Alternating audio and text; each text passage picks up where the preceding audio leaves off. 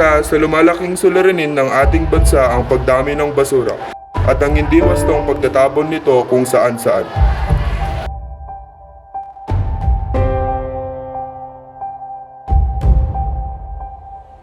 Napakaraming negatibong epekto ang basura sa ating kapaligiran, pati na rin sa ating kalusugan.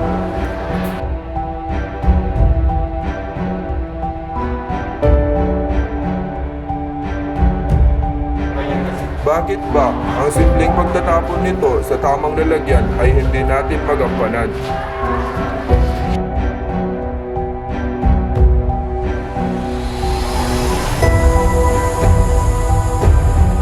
Mga basura ay nagkalat na lang kung saan-saan. Basura dito, basura diyan. Tapon dito, tapon diyan.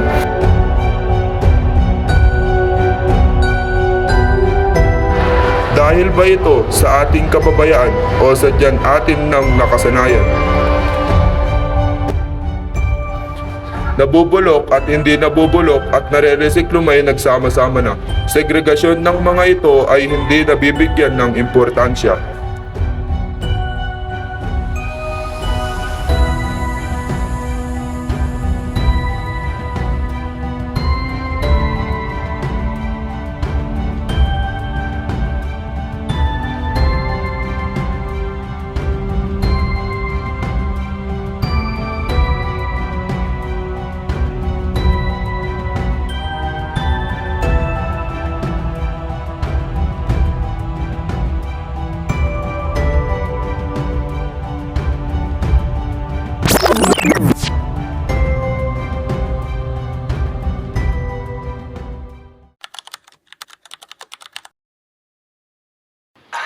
Anong napapansin mo patungkol dito sa kapaligiran? Marami pang basura, maraming plastic na nakakalat sa paligid. Kung napapansin ko, every morning na pumapasok ako, maraming mga basurahan sa mga classroom ang nakakalat. So, ang ibig sabihin lang nun, hindi siya natatapon ng maayos after ng dismissal sa hapon. Ikaw? Wala, cute lang. Ang napapansin ko po sa kapaligiran is makalat tapos hindi pa sila nagtatapan sa tamang basurahan.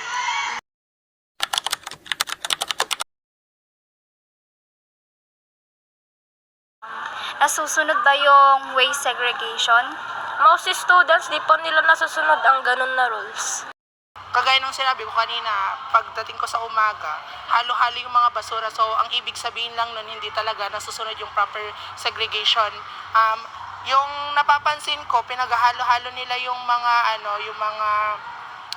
mga basa sa dry. Kaya yung parang cost nung mabaho every time na may naglilinis sa basurahan. Pero sa akin po hindi. Bakit hindi? Kasi sa mga kabataan ngayon is pag wala silang nakikitang basurahan tinatapan nilang sa gilid.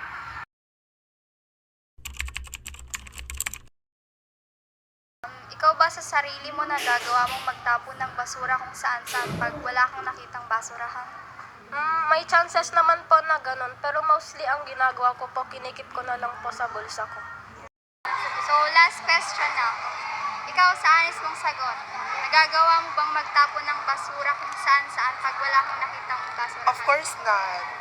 Kasi as a student, as a Hume Strand, dapat maging a good example. You're a future public servant. You must be a good role model to your fellow student.